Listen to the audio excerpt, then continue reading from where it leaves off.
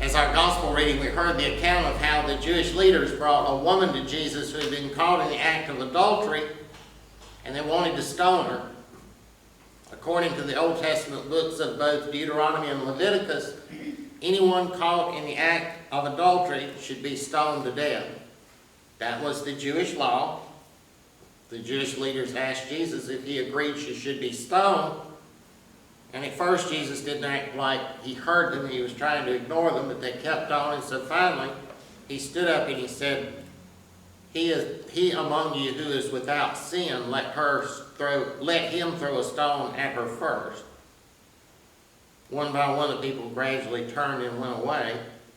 It says they were convicted by their conscience. Not a one of them could say they were sinless. Now this is a difficult passage.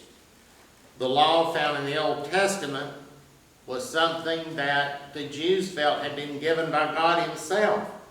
And it was very clear in two different places that this woman should be stoned to death. Interesting though, if you look at this passage, Jesus did not actually say the woman should not be stoned. All he said was that the person who cast the first stone should be one who had never sinned. Now there are many possible ways to look at this and many issues involved in this. It's hard to know where to start. So I'd like for us to leave this for a minute and go look at something else from Jesus. This is a parable. The parable of the Pharisee and the tax collector. It goes like this. Jesus spoke this parable to some who trusted in themselves that they were righteous and despised others. Two men went to the temple to pray, one a Pharisee and the other a tax collector. The Pharisee stood and prayed with himself, God, I thank you that I am not like other men, extortioners, unjust, adulterers, or even as this tax collector. I fast twice a week. I give tithes of all that I possess. But the tax collector, standing afar off, would not so much as even raise his eyes to heaven, but he beat his breast, saying, God be merciful to me, a sinner. I tell you, this man went down to his house justified rather than the other. For everyone who exalts himself will be humbled, and he who humbles himself will be exalted. This scene pictures two men praying. One thanks God that he is not like other people. He points out that he's not an extortioner. He doesn't treat people unjustly. He doesn't commit adultery. And then he points out the good things that he does. He fasts. He gives tithes. The other one simply says, God have mercy on me, a sinner. And just like the incident with the woman caught in adultery, this one is confusing. The Pharisee in here is painted as the bad guy. But you know, the guy really seems like a decent person. He's not an extortioner, and that's good. He doesn't treat people unjustly, and that's good. He's not an adulterer, and that's good.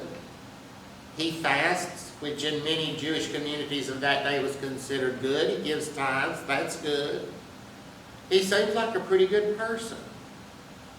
And so it's hard to see here why this man is being condemned so bad. It seems like somebody you'd like to have living next door to you, but decent person.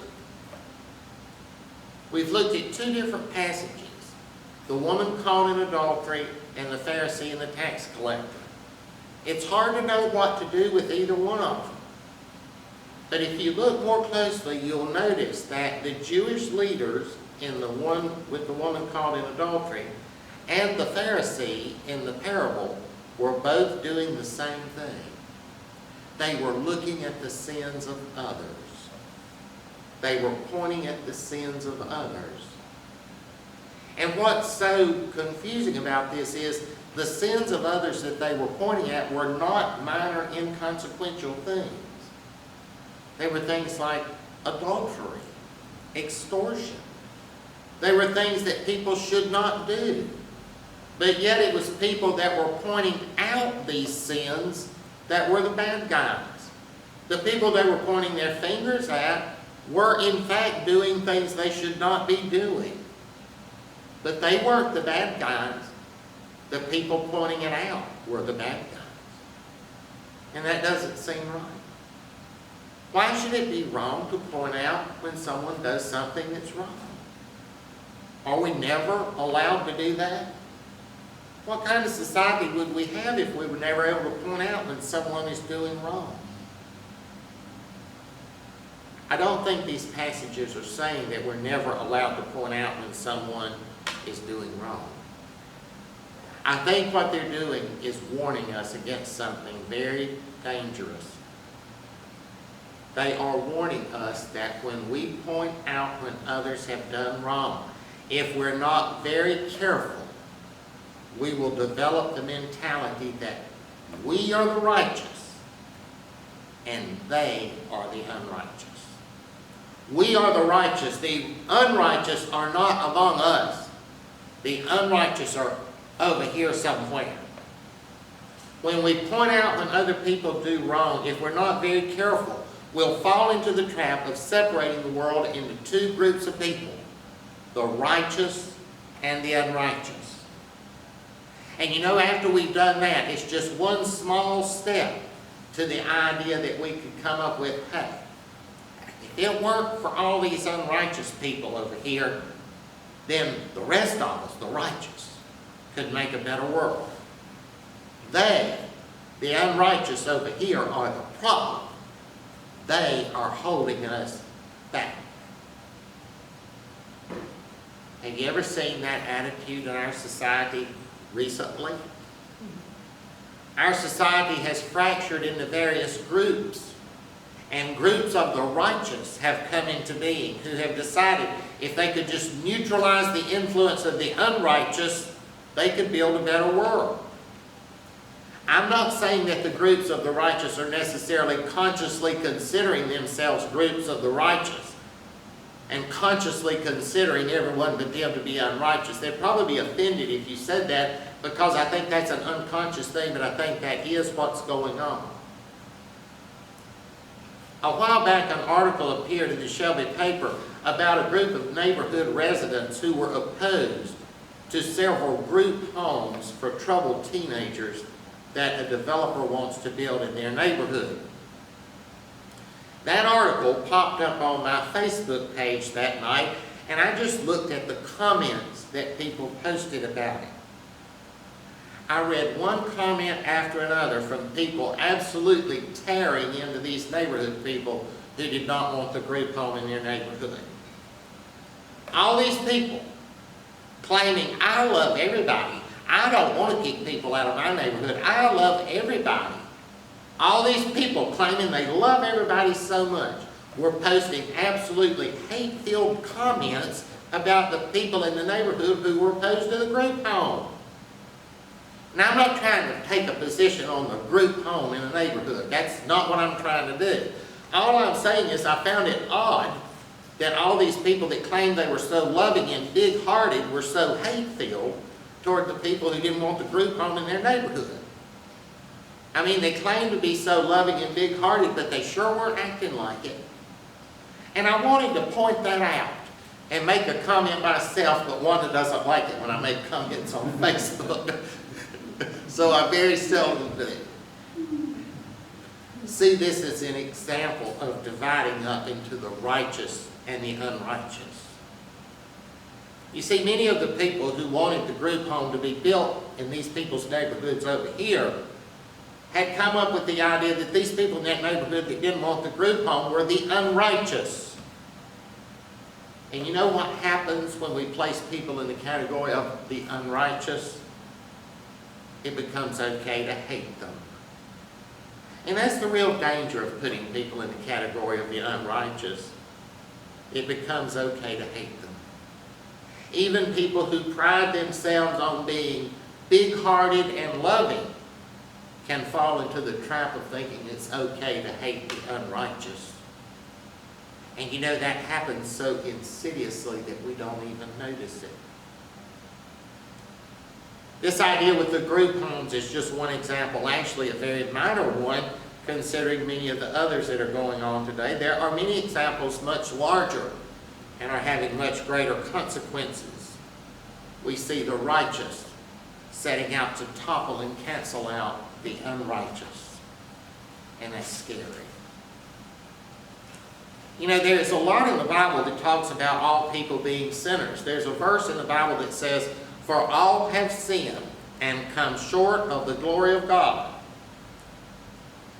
We heard Paul in our New Testament reading say what a bad sinner he had been in his life, that he considered himself to actually be the worst. And the book of 1 John says, "If we say we have no sin, we deceive ourselves and the truth is not in us. If we say we have not sinned, we make him a liar and his word is not in us." Why is all this talk in the Bible about everybody being a sinner?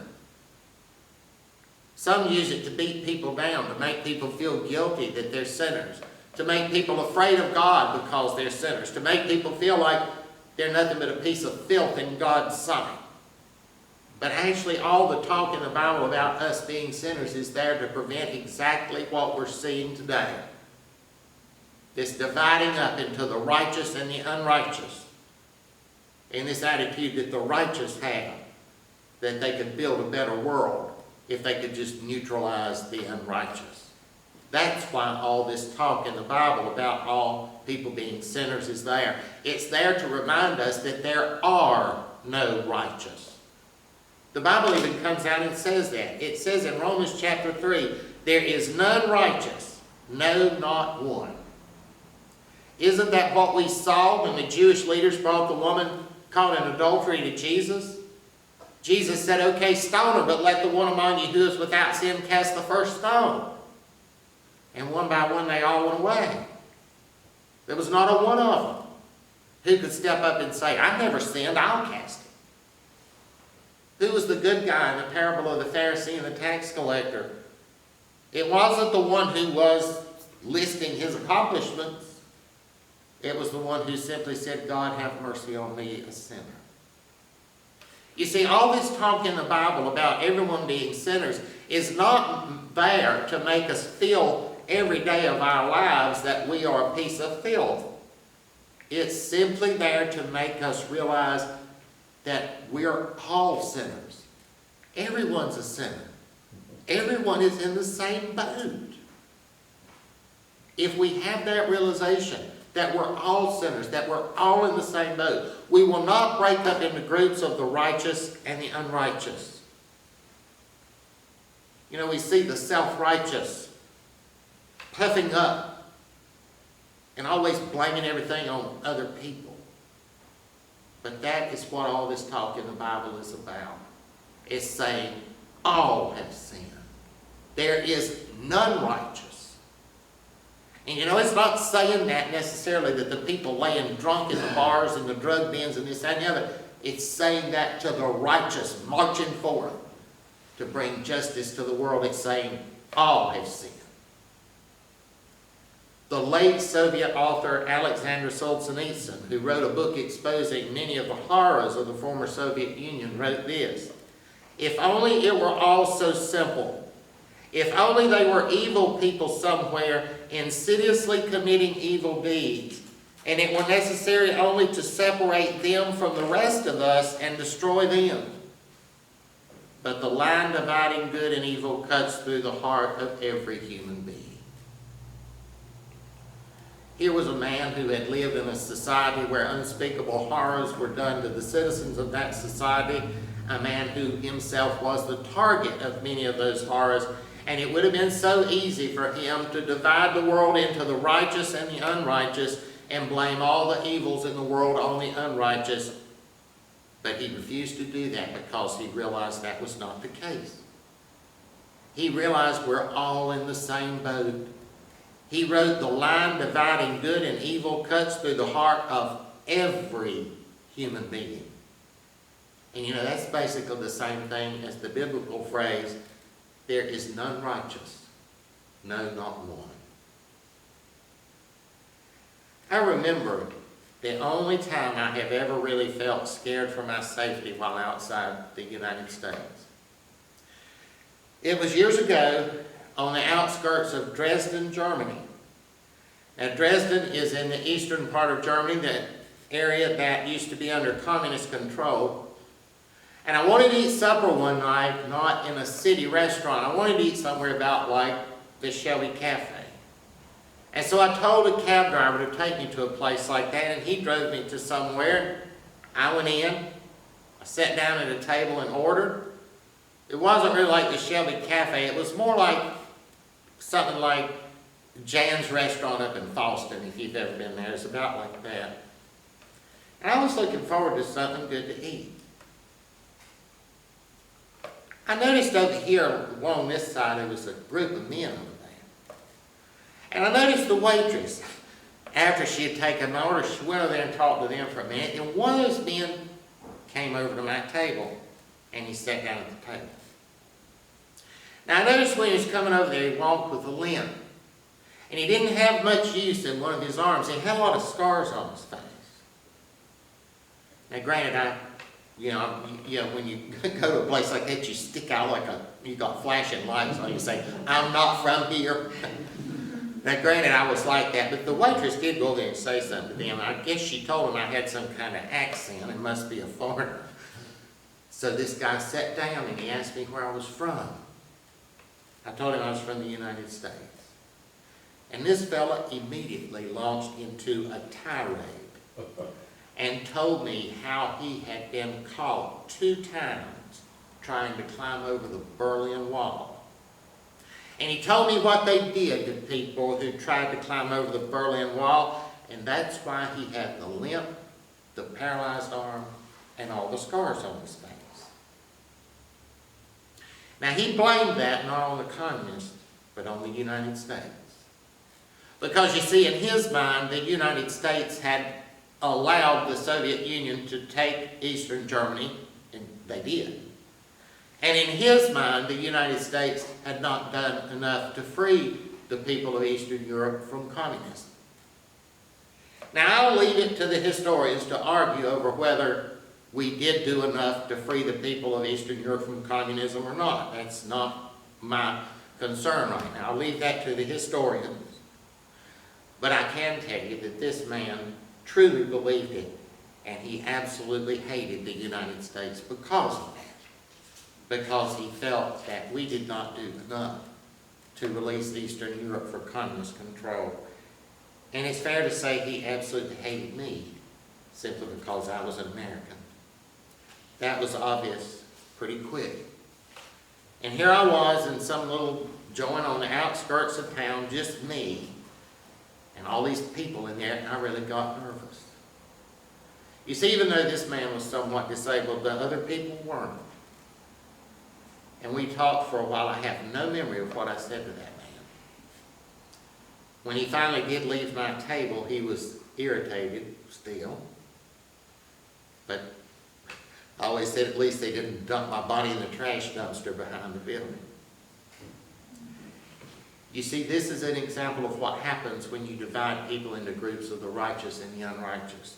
This man had decided that all Americans belonged in the group of the unrighteous because of what he had suffered under the communists. And you know, I did not appreciate being lumped into the category of the unrighteous that day, but I had to feel for that man. How could you not feel for him? He was scarred for life. Now, that's not the first time I've ever been included in a group of the unrighteous, but it was by far the most scary.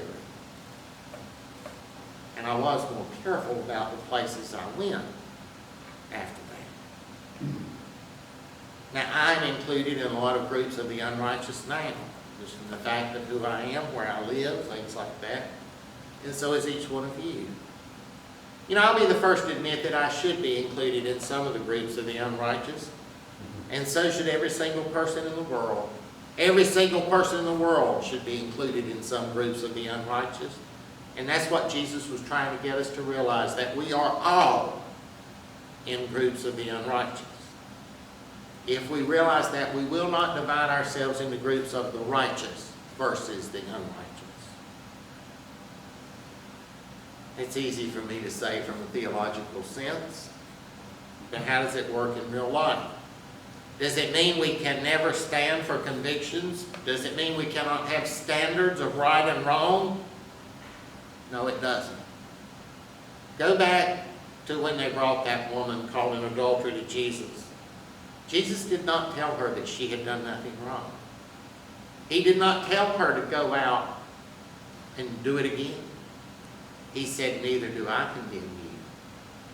Go and sin no more. He did not condemn her, but he did tell her basically that she had done wrong. And he encouraged her not to continue down that path. You see, Jesus made a distinction between condemning someone and taking the position that they're doing wrong.